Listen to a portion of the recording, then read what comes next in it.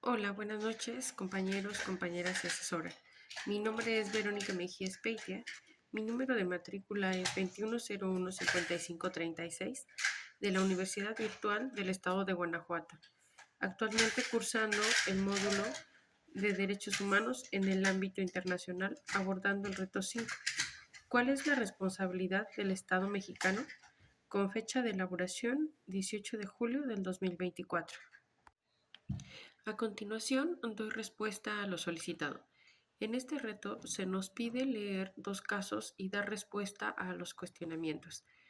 El caso 1 dice lo siguiente. Ana se encontraba pacíficamente repartiendo panfletos a las personas que se manifestaban en la plaza de armas de su ciudad. El contenido de los panfletos versaba sobre citas bíblicas.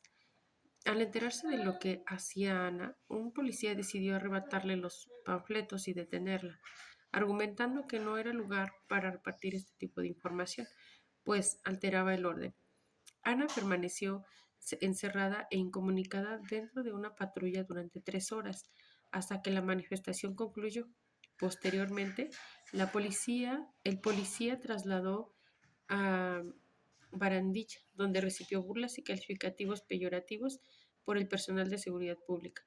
Luego de un día detenida, la dejaron en libertad. Ana denunció el hecho ante la Fiscalía General del Estado, así como ante la Comisión Estatal de Derechos Humanos. Ambas instituciones omitieron el inicio de cualquier procedimiento, por lo cual Ana acudió a la Justicia Federal, donde resolvieron incompetencia para conocer el asunto.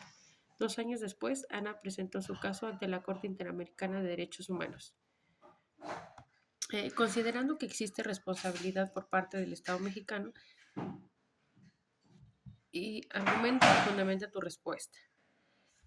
En este caso, considero que totalmente fue responsable ya que el Estado está obligado a atender y resolver estas situaciones y en ambas instituciones fueron incompetentes, sin olvidar el maltrato por parte de la policía.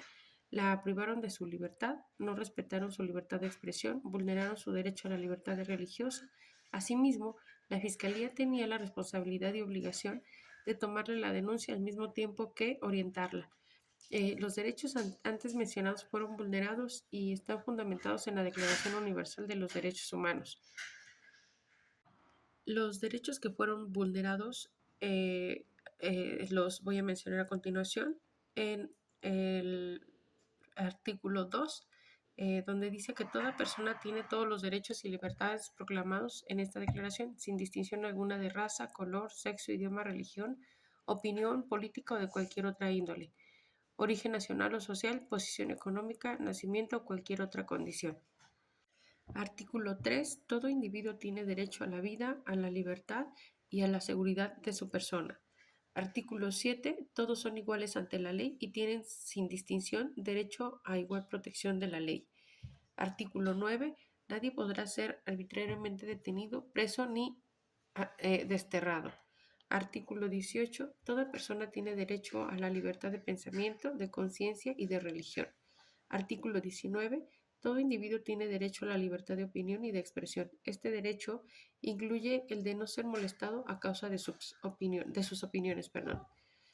El caso número 2 dice lo siguiente. Durante la pandemia de COVID-19, el gobernador de una entidad federativa publicó un decreto por medio del cual se declaraba obligatorio el confinamiento en el domicilio particular de los habitantes en un horario de 18 horas a 9 horas. Asimismo, se preveía una multa de 1.500 a quien infringiera esta disposición. De no contar con recursos para el pago de la multa, el decreto previo de 36 horas de arresto. Andrés, un hombre de 34 años de edad en situación de calle, caminaba por la avenida principal de la ciudad a las 20 horas. Cuando un militar lo vio, lo detuvo y lo presentó a la Secretaría de Seguridad Pública, donde le fue exigido el pago de la multa. Andrés argumentó no tener casa habitación, familia ni dinero eh, para pagar la multa. Como consecuencia fue privado de la libertad durante 36 horas y boletinado, es decir, fotografía incluida, en redes sociales como el primer detenido, un sinvergüenza capaz de negar a su familia con tal de no pagar la multa. Derivado de lo anterior, fue localizado por una asociación civil, a través de la cual se planteó su caso en jurisdicción militar y ordinaria, hasta ponerse de conocimiento con la Corte Interamericana de Derechos Humanos. Perdón. El cuestionamiento dice, ¿consideras que existe responsabilidad por parte del Estado mexicano? Bueno, definitivamente existe responsabilidad por parte del Estado. Primeramente porque ningún militar tiene la facultad para ejercer funciones de seguridad pública.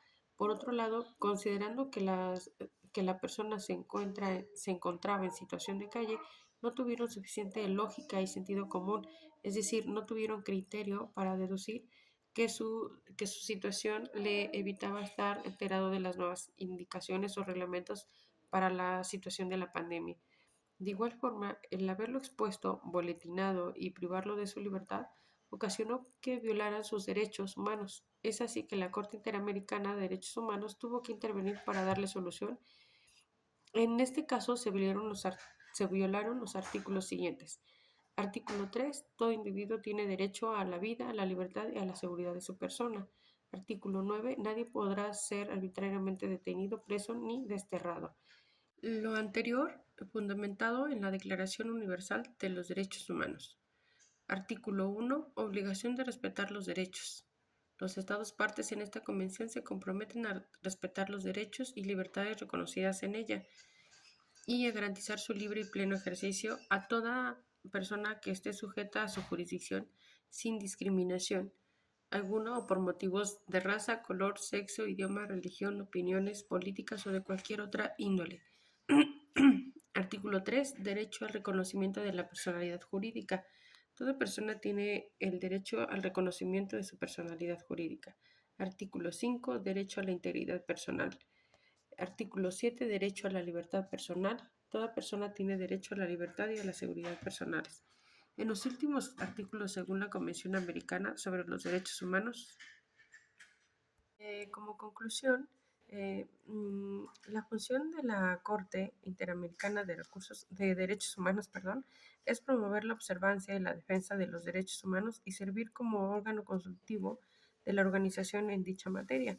Es decir, determina si un Estado ha incurrido en responsabilidad internacional por la violación de alguno de los derechos consagrados en la Convención Americana o en otros tratados de derechos aplicables al sistema interamericano. Dicho lo anterior, nos damos cuenta que en ambos casos las funciones de las instituciones fueron omitidas, ya que los derechos humanos fueron totalmente vulnerados. Bueno, compañeros, compañeras asesora, por mi parte ha sido todo. Agradezco la atención prestada. Buenas noches.